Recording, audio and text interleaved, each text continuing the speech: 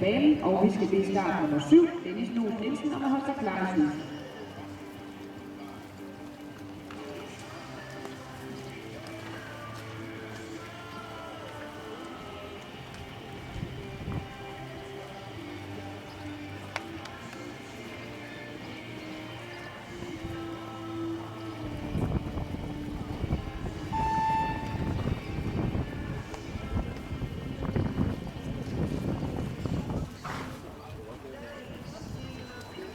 Og Ira og Mone skal med 22 fejl, der er 2 for overskridelse af fejlfri tid.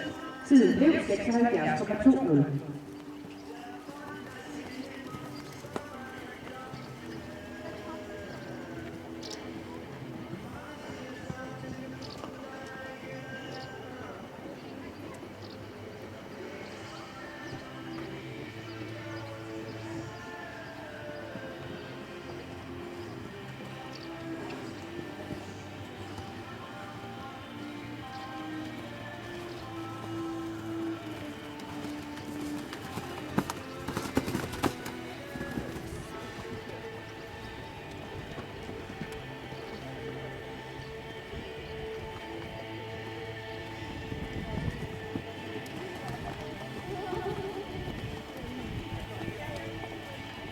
Næste rytter til start, det er start nummer 6, Tina Brun Mortensen og Kulov Elton.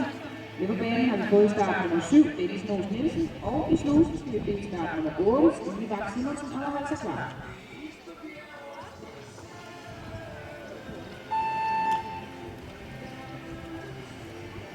Og det blev til en fin 0-runde til Julie og Aristokrat.